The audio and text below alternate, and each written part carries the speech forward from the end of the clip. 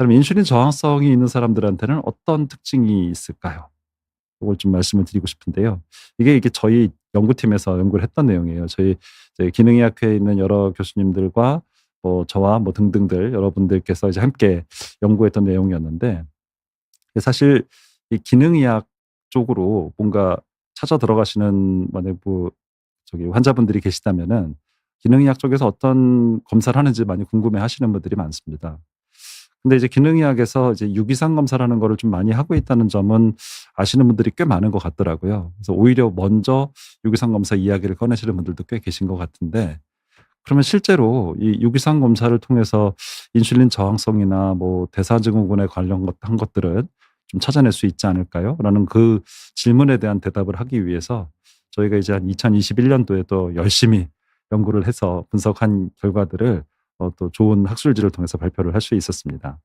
근데 이 학술지 내용은 사실 그 기능의학회 회원들이나 의사 선생님들 께는 아주 자세한 얘기들을 좀 해 드릴 수는 있겠지만은, 보통 일반인들을 대상으로 해서는 너무 자세한 얘기를 하는 것보다는 아주 간략하게 요약해 드리는 게 좋지 않을까라고 생각을 해서 다음 페이지에 준비를 좀 해 보았습니다.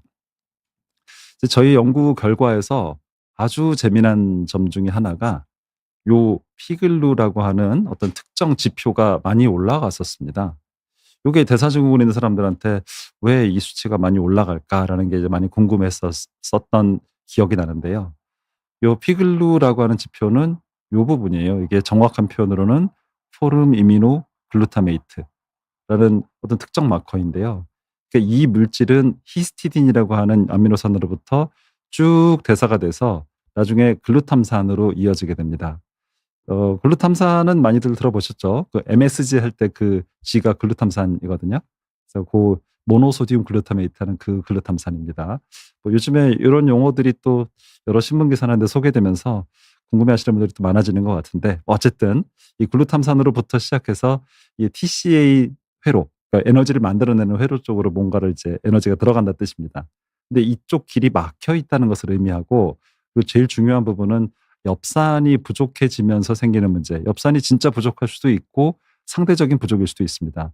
그래서 이 넘치는 에너지 과정들 중에서도 요 히스티딘이라고 하는 물질이 중간에 산물로 쌓이는 상태들이 이 인슐린 저항성이나 대사증후군에서 상당히 좀 특이하게 보이는 소견이었습니다.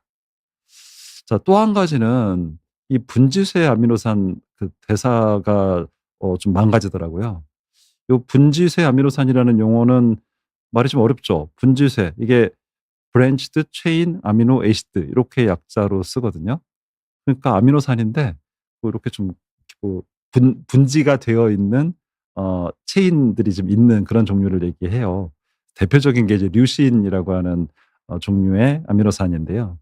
그런 류신 같은 거를 여러분들은 가장 많이 들어봤을 만한 곳이 어디냐 하면은, 근감소증에서 근육을 만들기 위해서는 류신을 많이 써야 된다, 이런 얘기들을 어디선가 좀 들어보지 않으셨을까 싶어요.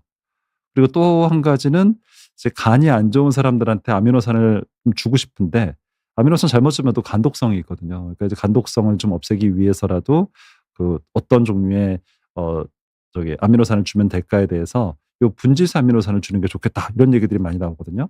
근데 엉뚱하게도 요 분지스 아미노산이 대사되는 과정들이 과해지는 것이 요 인슐린 저항성을 나타내는 아주 중요한 지표가 된다는 것을 저희 연구를 통해서 알게 되었습니다. 그래서 굉장히 좀 신기한 내용들이었어요. 그래서 이 BCAA, 그러니까 분지수 아미노산들이 많아지면은 결국에는 나중에 쭉 흐름을 따라가다 보니까 지방 독성, 인슐린 저항성이 생긴대요. 그럼 이게 왜 그럴까요? 이게 BCAA, 그러니까 이런 분지수 아미노산만 골라서 먹으면은 문제가 생기는 걸까? 이제 그런 과정들이 많이 궁금하죠. 그래서 그냥 한마디로 정리를 좀 했습니다. 분지세 아미노산이라고 하는 아미노산이라고 하더라도요. 이게 대부분은 그냥 영양이 과잉될 때 요게 좀 남아 도는 경향이 많이 생깁니다. 그래서 우리가 음식을 너무 많이 먹었다라고 하면은 그다음에 생길 수 있는 중요한 변화 중에 한 가지인 거고요.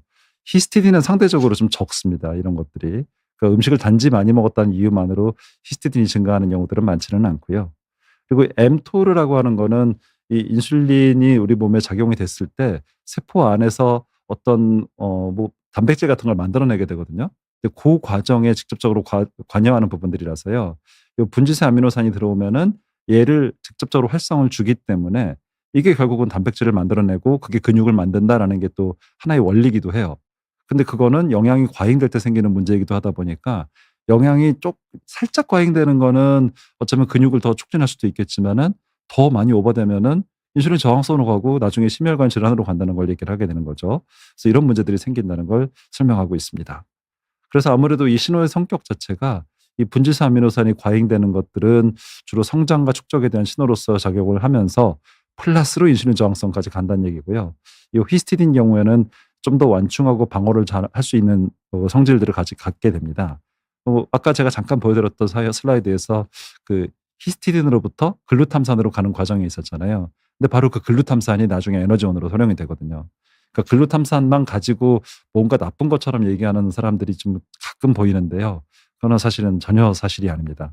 이 글루탐산이라는 것도 아미노산이고 뭐 MSG에 들어있는 그 글루탐산도 역시 에너지원이라는 점은 아주 분명한 사실이거든요. 이 각각에 대한 아미노산들이 또 특정 성질들을 가지고 있을 뿐이지 이 어떤 것이 좋고 어떤 것은 나쁘다라는 식의 어떤 선과 악의 지표로 평가하는 일은 좀 지양하였으면 하고 있습니다. 자, 어쨌든 간에 이런 분지사미노산이 나중에 축적이 되게 되면은 이건 병리적으로 인슐린 저항성을 유발한다는 것을 말하고 이 히스티딘이 대사가 잘못됐을 때는 아까 중간 물질인 그 엽산 부족에 의한 그런 물질들이 쌓이게 되면서 나중엔 이 에너지 붕괴, 염증 조절이 붕괴되는 그런 과정들을 거칠 수가 있어서 실제 저희 연구를 통해서는 요런 식의 그 특정 과정들이 의외로 인슐린 저항성을 유발하는 쪽으로 작용을 하더라라는 것을 알게 되었습니다. 그래서 굉장히 신기한 내용이에요 사실은요. 이게 그 이전까지의 여러 연구들을 통해서도 뭐 인슐린 저항성은 계속해서 알 수 있었죠. 검사하는 방법도 아주 쉽잖아요. 혈당 검사, 인슐린 검사 두 개만 검사해 가지고 곱하기만 하면은 끝나는데 근데 이런 얘기들이 갑자기 나오니까 어떻게 보면 좀 황당하다고 할 수가 있죠. 근데 연구 결과에서는 이렇게 나와서 결국 우리 몸의 영양 과잉이나 아니면은 엽산에 대한 상대적 부족들이 얼마나 중요한 일인지에 대해서 한 번 더 이해할 수가 있었습니다.